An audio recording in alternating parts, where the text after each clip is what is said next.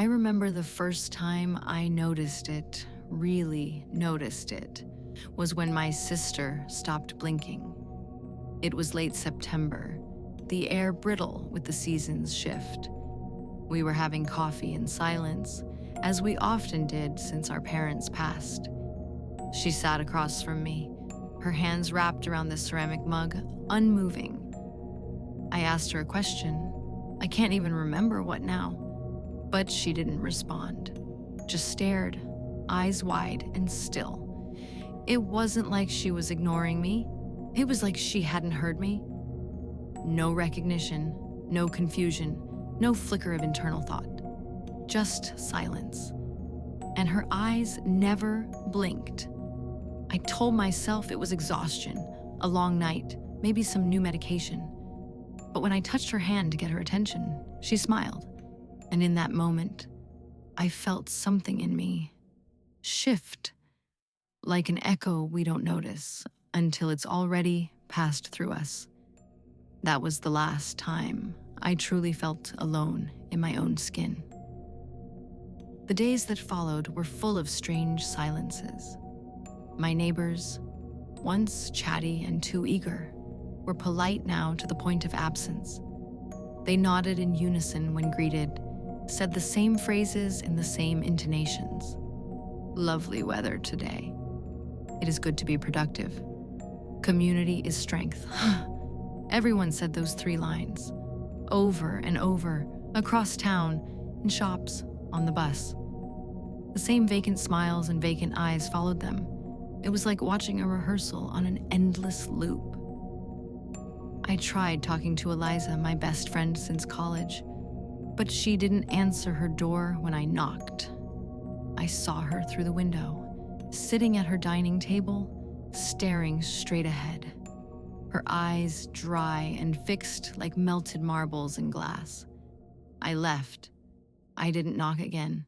I started avoiding touch. Gloves, long sleeves. I began washing my hands until they bled in the sink. Not because anyone had told me to, but because I felt something in that moment with my sister, like I had absorbed something still inside me. It wasn't in the news. That's what made it worse. The channels still ran cheerful morning shows. Radio hosts laughed brightly about traffic updates and pumpkin spice lattes. But when I tried to listen closely, I noticed something off. The laughter never reached their eyes. On video, their expressions were just a bit too wide, too manic. One day, I watched a local anchor do the weather. She gestured to the map behind her, but her hand passed right through the graphics, as though she wasn't actually interacting with them.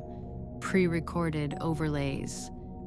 She smiled anyway, and said the same line I'd heard too many times already. It is good to be productive. I turned off the TV. The world hadn't just changed. It had quietly reprogrammed itself. I began noticing the unblinking ones everywhere. In offices, they typed endlessly without pause.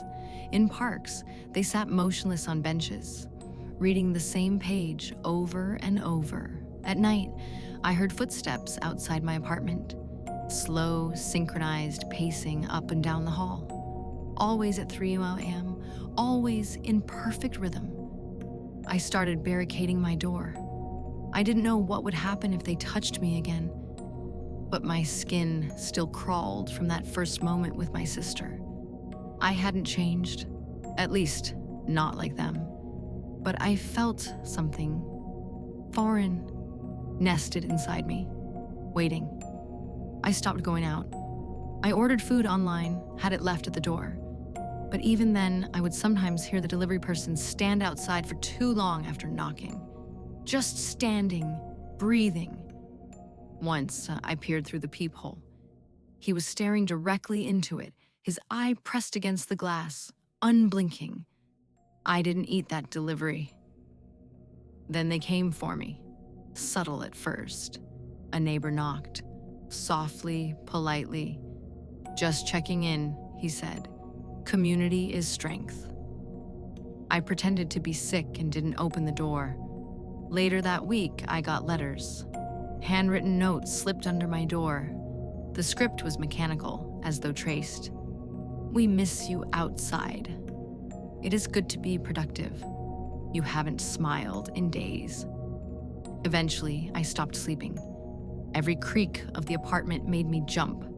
I saw movement in my peripheral vision, always just past the edge of light, faces pressing against the frosted window by my kitchen, a chorus of whispers from the hallway. "I can't think alone. This is easier. No more pain in the hive." On the 6th night, the lights went out. I remember the sound of them. Not screams, not footsteps. Shuffling. Like 100 bodies dragging their feet across linoleum, synchronized, in rhythm. I pressed myself into the closet, heart clattering in my throat, the darkness eating my breath. The door opened. Slowly. Not kicked. Not forced. They didn't need to. They knew I wouldn't run. Someone, I think it was Eliza, stepped inside. I recognized her hair, the way it curled at the ends, but everything else was washed away. Empty. She extended a hand. "It's time to come home," she said, her voice like wind through dry leaves. "No more fear. No more choice." I didn't move. I couldn't. Behind her, more faces peeked in, staring, waiting. An entire town of husks who used to be people, waiting to welcome me. I don't remember falling asleep that night. I woke up the next morning alone. No signs of entry. Lights working. The hallway empty again. But something had changed. In the mirror, I noticed it. I blinked just a little less often. I smiled without meaning to. And when I opened my mouth to snap myself back to reality, I heard myself whisper, "It is good to be productive." I ran. I don't know how far. Days blurred. I avoided highways, stayed off grid. I found a cabin, rotten, isolated, perfect.